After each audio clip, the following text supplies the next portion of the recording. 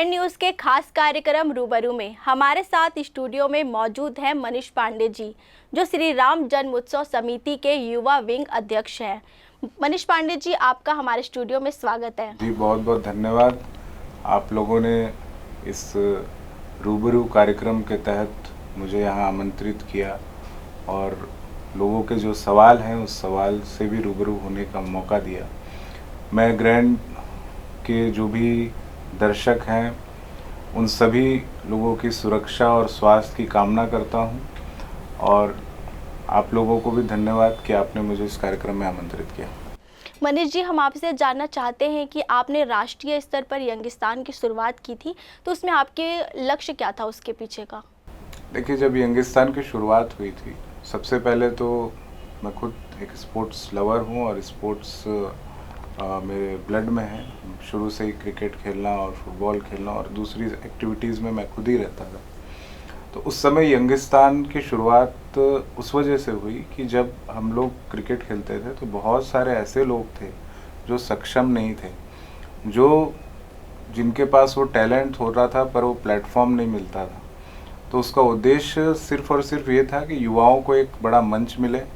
और cricket tournaments पहले भी होते थे, राष्ट्रीय स्तर के होते थे, पर यंगिस्तान एक ऐसा टूर्नामेंट रहा जिसमें 2500 से ज़्यादा प्रतिभागियों को भाग लेने का अवसर मिला और निरंतर ऐसे प्रतिभागी उस यंगिस्तान के टूर्नामेंट में खेले और उनको एक प्लेटफॉर्म मिला। फिर उसके बाद हमने छत्तीसगढ़ क्रिकेट लीग की। छत्तीसगढ़ क्रिकेट लीग में भी यही एक था कि उस समय छत्तीसगढ़ क्रिकेट को एफिलिएशन नहीं थी पूरे देश में। जैसे हर टीम, हर स्टेट्स को रणजी ट्रॉफी की एफिलिएशन होती है, तो हमारे छत्तीसगढ़ को उस समय एफिलिएशन नहीं हुआ करती थी और उस समय कोई अवसर नहीं था कि अंडर 23 के बाद किसी को अवसर नहीं था कि वो खेल सके। तो छत्तीसगढ़ क्रिकेट लीग भी एक बहुत बड़ा प्लेटफॉर्म था यहाँ के छत्तीसगढ़ के जो यंग टैलेंट्स थे उनको अवसर देने का। तो एक प्रयास था यंगिस्तान के माध्यम से युवाओं के लिए, और उस प्रयास में हम कहाँ तक सफल रहे मैं ये तो नहीं जानता, पर प्रयास निरंतर जारी रह रहा है अभी भी। मनीष जी, पिछले 1 साल से आपकी राजनीतिक सक्रियता जमीनी स्तर से काफ़ी बढ़ गई है, जिसमें कोरोना काल में आप लोगों की समिति ने जो सराहनीय कार्य किया है, राजनीतिक गलियारे में आपके आगामी चुनाव में चुनाव लड़ने का कयास लगा रही, क्या ये सत्य है? देखिए, हम लोग श्री राम जन्मोत्सव समिति के माध्यम से पहले भी लोगों की सेवा कर चुके हैं। जब डेंगू का समय आया तो सबसे ज़्यादा ब्लड यूनिट देने का काम हमारी समिति ने किया। जब पिछले साल जब कोरोना का फर्स्ट वेव आया उस समय भी हमारे युवा कार्यकर्ता बहुत सारे लोग काम कर रहे थे। और इस वर्ष भी जो ये पेंडेमिक आया, सेकेंड वेव जो आई, उस समय लोगों में एक भय का वातावरण था, पर भय के वातावरण के साथ लोगों की ज़रूरतें भी थी। बहुत सारे ऐसे लोग जो सक्षम नहीं थे, जो रोज़ कमाने खाने वाले लोग थे, उन लोगों के घर में राशन नहीं था, उन लोगों के घर में रोज़ 2 वक्त के खाने का कोई ऐसी व्यवस्था नहीं थी। तो उन सब चीज़ों को देखते हुए हमारी समिति के युवा साथियों ने एक मिशन कर्तव्य के तहत लोगों को खाना बांटा दोनों समय और सूखा राशन उपलब्ध कराया। और सूखे राशन के साथ साथ हम लोगों ने गौ सेवा की तरफ भी ध्यान दिया, क्योंकि इस पूरे लॉकडाउन में आपने देखा होगा पूरे बाज़ार बंद थे और घरों से भी लोग ज़्यादा नहीं निकल रहे थे जैसे वो निकला करते हैं। तो गौ माता की सेवा के लिए भी हमारी समिति के युवा साथियों ने उसमें काम किया। फिर हम निरंतर ऐसे काम हम पहले भी करते हुए आ रहे हैं और इसको चुनाव से जोड़ना ठीक नहीं रहेगा, क्योंकि चुनाव का समय अलग है और चुनाव की बातें अलग होती है। ये हम लोग भिलाई में जन्म लिए हैं, भिलाई में हमारी कर्म भूमि है और भिलाई हमारी जन्मभूमि है। कर्म और जन्मभूमि के लिए अगर हम कोई भी प्रयास करें वो कम है, क्योंकि इस भिलाई ने हम सभी लोगों को एक पहचान दी है। और पहचान ही नहीं, बहुत सारे मित्र यार, बहुत सारे चाहने वाले लोगों को इस शहर ने दिया है। तो इस शहर के लिए हम जो भी समर्पण भाव से कर सकें वो कम है और निरंतर हम काम करते रहेंगे और हमारी सक्रियता इस भिलाई की जनता की आवाज़ है कि जब जब भिलाई में कोई अनाचार, दुराचार, भ्रष्टाचार और गुंडागर्दी जैसी व्यवस्थाएं कोई स्थापित करने का प्रयास करेगा तो हम लोगों की आवाज़ और श्री राम भक्तों की आवाज़ हमेशा मुखर होगी। मनीष जी, क्या छत्तीसगढ़ सरकार के 2.5 साल की सरकार को आप सफल मानते हैं? देखिए, मेरे मायने में तो छत्तीसगढ़ की सरकार जो 2.5 साल में काम की है वो असफल रही है, क्योंकि जिन जिन वादों को लेकर वो जनता के बीच में गए हैं उन वादों को वो पूरा नहीं कर पाए हैं। जैसे कि जो सबसे पहली चीज़ उन्होंने कही थी कि शराबबंदी कर देंगे, पर अभी 2.5 साल हो गए। हम लोगों ने पहले देखा कि देसी शराब भट्टियाँ खुली रहती थी, अंग्रेजी शराब भट्टियाँ खुली रहती थी, पर एक और शराब भट्टी खुली, प्रीमियम की दुकानें भी खोल दी गई। लोगों को घर घर डिलीवरी की सुविधा दी गई। इस पूरे पेंडेमिक में, कोरोना में हमने देखा कि लोगों को दवाओं की आवश्यकता थी। लोग अस्पताल में बेड के लिए तरस रहे थे, पर सरकार जो है वो शराब के लिए पहले चिंतित थी कि शराब की दुकानें कब खुलेंगी। और निरंतर जो जो वादे उन्होंने युवाओं के साथ किए, महिलाओं के साथ किए, युवाओं के साथ कहा कि 2,500 रुपये बेरोजगारी भत्ता देंगे, पर वो बेरोजगारी भत्ता आज तक किसी भी युवाओं को नहीं मिला है। ऐसे ही महिलाओं के साथ भी बहुत सारी चीज़ें वादे किए, किसानों के साथ किए। तो वो जो वादे करके आए थे और जिस तरीके से इस पूरे छत्तीसगढ़ के अंदर हम देख रहे हैं कि गुंडागर्दी और दहशतगर्दी जो है वो चरम सीमा पर है। यहाँ पे अगर कोई आम आदमी, अगर किसी के घर कोई सत्ताधारी दल का कोई युवा नेता या युवा कार्यकर्ता अगर लड़ाई झगड़ा करता है तो उसके खिलाफ पुलिस भी केस करने से 10 बार डरती है। तो ये परिस्थितियाँ इनके सरकार में निर्मित हुई, तो निश्चित तौर पर ये असफल सरकार रही है और ये तो आने वाले समय में जनता इनको जवाब जरूर देगी। मनीष जी, भिलाई में पानी की समस्या को लेकर आपका मिशन शुद्ध जल चलाया गया है। इस मिशन के लिए आपने क्या क्या किया और आप इस समस्या के लिए किसको दोषी मानते हैं?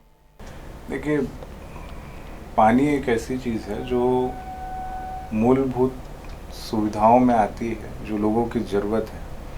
पानी के बगैर कई बार हम इस चीज़ को लेकर कहते हैं कि जल ही जीवन है, जल ही जीवन है, पर उस पूरे कोरोना काल में हमने देखा कि किस तरीके से लोग अपने परिचितों को खो रहे थे, किस तरीके से लोगों को बहुत असहाय होते हुए देखा गया। पर ये जो भिलाई के टाउनशिप में पहली बार ऐसा कि 2 महीने से ख़राब पानी आ रहा था और जो यहाँ के विधायक हैं और जो यहाँ के प्रशासन के लोग हैं निरंतर भिलाई की जनता को एक ही बात कह रहे थे कि 1 हफ्ते में पानी आ जाएगा, 2 हफ्ते में पानी आ जाएगा, साफ़ पानी आ जाएगा, पर अभी तक कोई ऐसी चीज़ें नहीं हुई थी।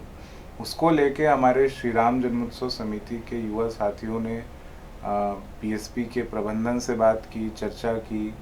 उसके बाद जो हमने दूसरा कि लोगों को जागरूक करने के लिए हमने हस्ताक्षर अभियान चलाया, जो लोगों के घर घर तक जाकर हम ये जानने की कोशिश की कि वाकई में ये जो परेशानी है वो लोगों के घर घर तक है कि नहीं है। तो वो हस्ताक्षर अभियान चला और हस्ताक्षर अभियान में जो लोगों का आक्रोश प्रबंधन के प्रति और यहाँ के विधायक के प्रति जो देखने को मिला, उसको हमने मानव श्रृंखला के रूप में पूरे भिलाई की जनता के सामने लाया। और पूरे भिलाई के इतिहास में ये पहली बार होगा कि पानी के लिए भिलाई की जनता सड़कों पर थी और टाउनशिप का जो पानी रहता था उसके लिए तो पहले लोग ये कहते थे कि ये इतना शुद्ध पानी है कि मतलब लोग बिस्लरी और बाकी चीज़ों से भी इसकी कंपैरिजन करते थे। पर अभी 1 वक्त का पानी मिल रहा है। 2.5 साल पहले लोगों को 2 वक्त का पानी मिलता था। अब 1 वक्त के पानी में भी अगर लोगों को गंदा पानी मिलेगा तो ये वाजिब है कि कोई भी समिति या संगठन उसके लिए आवाज़ उठाएगी। और हमने इसीलिए अपनी जो एक कहना चाहिए कि अपनी भिलाई के प्रति जो हमारी संवेदनाएं हैं उसको लेकर हम आगे बढ़े और ये हमने एक मानव श्रृंखला बनाई। मनीष जी, आप एक यूथ लीडर हैं और हजारों संख्या में युवा आपके साथ हैं, तो आने वाले चुनाव में आप उनकी कितनी भागीदारी समझते हैं? देखिए, हर चुनाव में यूथ की अपनी एक भागीदारी होती है, चाहे वो देश का चुनाव हो, चाहे विधानसभा चुनाव हो, या चाहे आपके पंचायत का या नगर निगम या नगर पालिका का चुनाव हो। युवा हमेशा परिवर्तनशील है, युवाओं में हमेशा वो मादा रहा है कि जो परिवर्तन ला सके, और युवाओं की भूमिका निश्चित तौर पर हर चुनाव में रहती है। तो आने वाले भिलाई के भी जो चुनाव होने हैं उसमें भी युवाओं की बहुत बड़ी भागीदारी रहेगी, और जो अभी आगामी चुनाव में जो अभी वर्तमान में जो काबिज हैं नगर निगम पर, और जिस तरीके से उन्होंने 5 वर्षों तक लोगों को गुमराह किया है, निश्चित तौर पर युवा परिवर्तन लाएंगे और नगर निगम में कांग्रेस मुक्त नगर निगम होगा, मैं ऐसी आशा करता हूँ। मनीष जी, आप अपनी समिति के बारे में और आने वाली योजनाओं के बारे में हमारे दर्शकों से क्या कहना चाहेंगे? देखिए, मेरी जो श्री राम जन्मोत्सव समिति है उसकी शुरुआत सन 86 में हुई, और जो हमारा प्रेरणा है वो आरएसएस है। संघ की रचनाओं को ही हमने आत्मसात किया है, और संघ की जो विचारधारा है जिसमें मुख्यतः राष्ट्रवाद और हिंदूवाद, इन दो चीज़ के लिए जो संघ बढ़ चढ़कर पूरे देश में जो उन्होंने विस्तार किया, उसकी एक छोटी सी जो झलक है वो श्री राम जन्मोत्सव समिति है। और संघ को प्रेरणा मानते हुए हमने इसकी रचना की 2017 में हमारे ज़िला का विस्तार हुआ, और हमारे जितने भी सीनियर्स थे जिन्होंने पूरे भिलाई के अंदर एक राम जन्मोत्सव समिति का जो बड़ा आयोजन होता है राम जी के जन्म दिवस पर, वो पूरे भिलाई में लगभग 1000 मंदिरों से ध्वज यात्रा निकलती है, और पूरे दुर्ग जिले में 1000 मंदिर कहना ये अपने आप में बड़ी बात है। एक धार्मिक यात्रा जो इतने मंदिरों से निकलती है, पूरे मध्य भारत का सबसे बड़ा आयोजन श्री राम जन्मोत्सव समिति का होता है। तो हमने इसलिए सोचा कि इसका विस्तार करना चाहिए, और आरएसएस की, जैसे मैंने कहा कि आरएसएस को हमने अपनी प्रेरणा स्रोत हमेशा माना है, उसकी विचारधारा, उनकी सोच, और जिस तरीके से वो लोगों को तैयार करते हैं राष्ट्रीय स्तर पर भारत के लिए कुछ अच्छा करने के लिए, समाज के लिए कुछ अच्छा करने के लिए। क्योंकि आपने आरएसएस की चीज़ें देखी होंगी कि अगर केरला में बाढ़ होती है तो सबसे पहले हमारे आरएसएस के कार्यकर्ता जाते हैं। तो इस विपदाओं में जो सबसे पहले जो संस्था खड़ी रहती है वो आरएसएस है। उसी को हमने अपने रचना में, जो फाउंडेशन से लेके जो रचना बनाई गई श्री राम जन्मोत्सव समिति की, वो इसी तरीके से बनी। इसमें जिला, प्रखंड, खंड और मंदिर समिति, इसको हमने बूथ स्तर पर काम करने के लिए पूरा बनाया, और पूरे इसमें जिला की मुख्य शाखा है, युवा विंग है, महिला विंग है, हर स्तर पर हैं, प्रदेश स्तर के भी हैं। तो ये मुख्यतः हमारी समिति समाज में जितनी भी चीज़ें होती हैं उन सब से जुड़कर काम करती है, और धार्मिक चेतनाओं के साथ साथ सामाजिक चेतनाओं में भी जगाने का काम करती है। समाज में जो भी घटित होता है उसके लिए कंधे से कंधा मिलाकर काम करना चाहती है। तो वो निश्चित तौर पर पूरे समाज को एकजुट करना और पूरे समाज के सभी धर्मों का सम्मान करना, ये हमारी समिति का उद्देश्य रहा है। और हिंदुत्व भी यही कहता है कि सभी लोगों का सम्मान करना और सभी लोगों के साथ खड़े रहना। तो इसको लेकर हम चल रहे हैं और निरंतर उस विचार को लेकर हम चलते रहेंगे। सर, भिलाई के युवा आपको आदर्श मानते हैं, आप उनको क्या संदेश देना चाहेंगे? मैं निश्चित तौर पर भिलाई के सभी युवा साथियों को यही कहना चाहूँगा कि भिलाई की एक अपनी संस्कृति है, और संस्कृति ये कि हम सभी समाज के लोग, सभी धर्म के लोग, सभी जात पंथ के लोग एक कल्चर में रहते हैं, एक समाज में रहते हैं, एक शहर में रहते हैं। ये पूरे देश नहीं, पूरे विश्व में भिलाई एक ऐसा शहर होगा जो 365 दिन चलने वाला शहर होगा। अपनी धार्मिक, अपनी सांस्कृतिक पृष्ठभूमि की वजह से। तो ये अपने आप में बड़ी बात है। मैं युवाओं को यही कहना चाहूँगा कि इस धरोहर को, इस संस्कृति को हम सबको बचा के रखना है, एक भाईचारे के साथ, एक अच्छे विचार के साथ। और भिलाई जो एजुकेशन हब है, एक जो बड़ी पहचान है भिलाई की, कि आज भिलाई में यूनिवर्सिटीज़ हैं, आईआईटी है, और भिलाई का जो युवा है वो ना सिर्फ प्रदेश के अंदर पर दूसरे प्रदेशों में जाकर भी, चाहे वो आप मेट्रो सिटी में पुणे, बॉम्बे, दिल्ली, और विश्व के कोई भी ऐसा शहर नहीं होगा जहाँ पे भिलाई का युवा नहीं है। तो प्रतिभावान शहर है। इस प्रतिभावान शहर के प्रतिभावान युवाओं को मैं यही कहना चाहूँगा, अपने कल्चर जो अपना है भिलाई का, वो एक विरासत है। इस विरासत को हम सब संजो के रखें और निश्चित तौर पर हम अच्छे काम, जिस भी फील्ड में जाएं, सकारात्मक सोच के साथ आगे बढ़ें, अच्छी ऊर्जा के साथ आगे बढ़ें, अच्छे अच्छे काम करें, कुछ क्रिएटिव काम अपने शहर के लिए, अपने प्रदेश के लिए और अपने देश के लिए करते रहें। यही मैं अपने सभी युवा साथियों के लिए कहना चाहूँगा। सर, आप हमारे स्टूडियो में आए और अपने जन्मोत्सव समिति के बारे में आपने और यंगिस्तान की शुरुआत के बारे में आपने कई सारी हमारे दर्शकों को जानकारी दी। साथ ही राज्य सरकार के योजनाओं के बारे में, उनके कार्यविधि के बारे में आपने हमें, हमारे दर्शकों को जानकारी दी। उसके लिए आपको बहुत बहुत धन्यवाद। आपको भी बहुत बहुत धन्यवाद कि आपने मुझे ग्रैंड न्यूज़ जो चैनल है, इसके माध्यम से इस रूबरू कार्यक्रम में बुलाया और जो जनता के जो सवाल थे उससे मुझे रूबरू कराने का प्रयास किया। तो उसके लिए आपको भी धन्यवाद। और ग्रैंड न्यूज़ के भी जो सभी दर्शक हैं उनको भी पुनः कि कोविड का जो अभी जो काल चल रहा है, ये अभी भी समाप्त नहीं हुआ है। तो मैं आप सब से भी ये गुजारिश करूँगा कि आप सब मास्क पहनें, सोशल डिस्टेंसिंग का भी पालन करें, आप भी सुरक्षित रहें और अपने घर को भी सुरक्षित रखें और इस समाज को भी सुरक्षित रखें। बहुत बहुत धन्यवाद।